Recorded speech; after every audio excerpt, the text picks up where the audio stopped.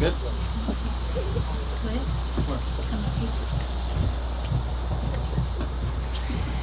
Good morning.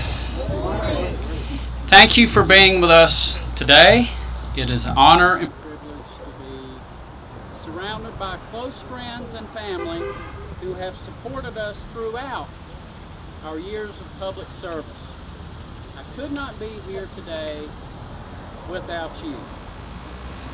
Ann and I began our life in politics as conservative activists. Conservatism for me reflects the idea of limited government that pervades the entire Constitution. The idea that legitimate political power must derive from the consent of the governed. That government is a dangerous tool to only be used at last resort. A tool which cannot replace God or family and common sense. A tool that must be kept at the local level as close as possible to be held accountable to you, the taxpayer. Whether we are discussing taxes or school choice or the regulation of barbershops, conservatism compels me to view all issues through a lens that asks this question: how will this government proposal impact your God-given rights to live the life with the resources that you have worked hard for? Conservatism reflects the belief that all issues, social and fiscal, are at heart moral issues. And moral conviction is found in personal integrity.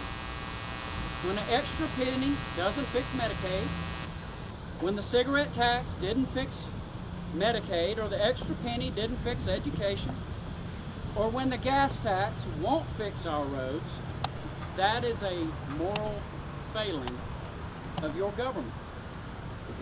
When hospitals can't open or expand without permission from a government agency, when a citizen has to spend 1,500 hours of class time to legally wash your hair, when a retail establishment is fined because his refrigerator is too cold, that's a moral failing of your government. When government tells our youngest citizens, those yet to be born, whether they live or die is a choice in which they have no choice. That is the ultimate moral failing of your government. Your government fails you in all things for one simple reason. It is more focused on the needs of special interests and state house lobbyists than it is on reflecting the will of the people. In essence, your government lacks the basic integrity to spend your money in your best interest. Your government is not a conservative government. I am proud of my documented conservative record. The votes that I cast in the South Carolina Senate speak for themselves. Whether on immigration reform, transparency, lower taxes, less regulation, or anything else, I have cast the conservative vote to promote your liberty and protect your wallet. I am a straight A student with the Club for Growth.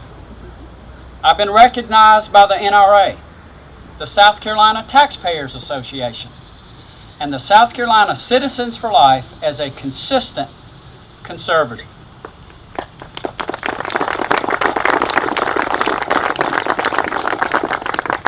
Conservatism for us is not a campaign slogan. It is my record. It is our philosophy. It is our conviction. As your Lieutenant Governor, I have been traveling all over this beautiful state of ours, meeting with the elderly, our youth, and those who bravely serve in the military and our first responders. And I've been a little surprised with the question, Kevin, what are you doing? And my simple answer is, I'm doing my job.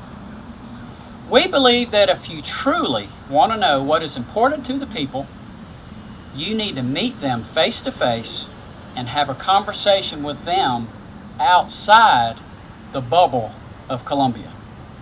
As a result of those conversations, one thing has become abundantly clear. The people simply believe that the political culture in Columbia breeds corruption. Many of our leaders lack the personal integrity to resist the temptation that empowerment brings, and that must change. Politicians in Columbia reject the integrity of the free market when they embrace the corruption of insider deals. Small business owners like Cromer Food Services welcome free markets and competition, but are victim of no-bidding contracting, denying the taxpayer the cost savings, and undermining the free market. Politicians in Columbia reject the integrity of open and transparent government when the tax collectors meet behind closed doors to raise your taxes. Politicians in Columbia reject the integrity of your personal liberty when they put your name in a database simply because you need medicine for an allergy or if you have a prescription for a seizure. Politicians in Columbia reject the integrity of your businesses when they dictate how you paint your walls and set your thermostats. Politicians in Columbia reject the integrity of all South Carolinians when they use their office for their own personal gain. Your government needs to be returned to you, the taxpayer. It is my commitment to promote your liberty and protect your wallet. It is time to restore integrity in your government. It belongs to you, not the big government cronies in Columbia.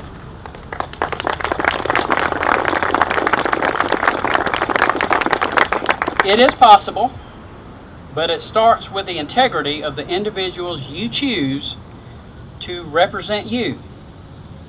And we believe there is great honor in public service when you serve with integrity. I am pleased and excited to announce today our campaign to be the next governor of South Carolina.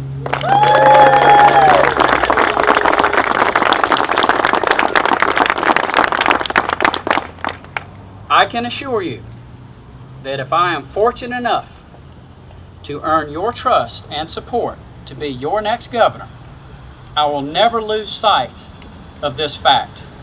I am duty-bound to reflect the same integrity the people of this great state have demonstrated time and time again in the face of adversity.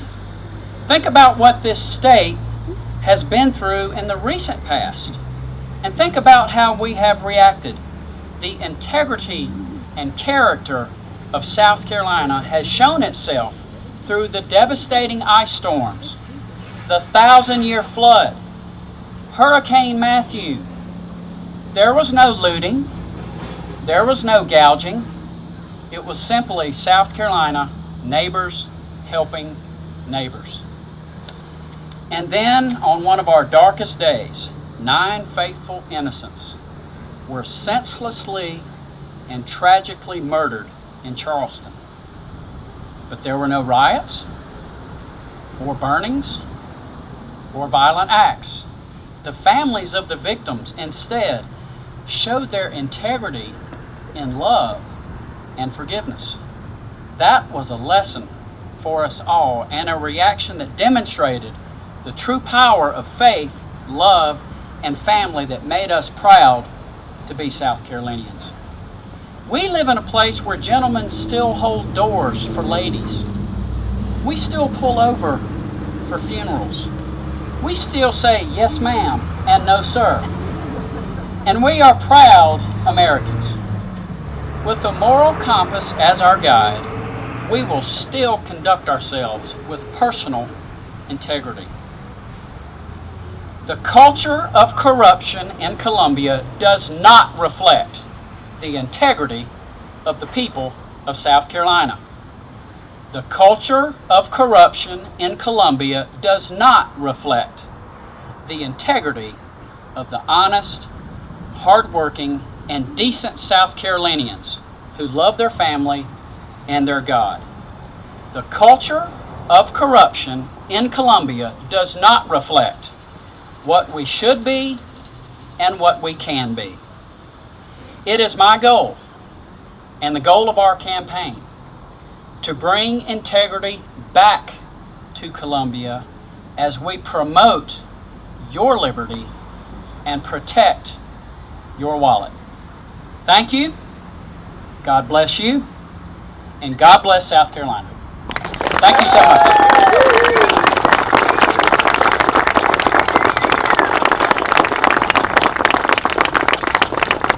I want to thank all my media friends who some I have not seen outside of the Columbia bubble. Thank you for coming to Anderson. At this time, I'll entertain any questions, or I'll be available for any interviews when we're through. We'll just do it afterwards. Do you have a last straw, something that made you make that final decision to join this race? Well, a last straw. We've talked to family, we've talked to friends, we've talked to supporters, we've obviously prayed about it. My wife was in before I was. So I would say Ann was the last straw. Ann was actually the first straw. Ann has traveled with us all over the state. She loves to preach conservatism, and we're in this together. And we will continue this campaign all over South Carolina to have a conversation with the people, not the cronyism and not the lobbyists and all the special interests in Columbia.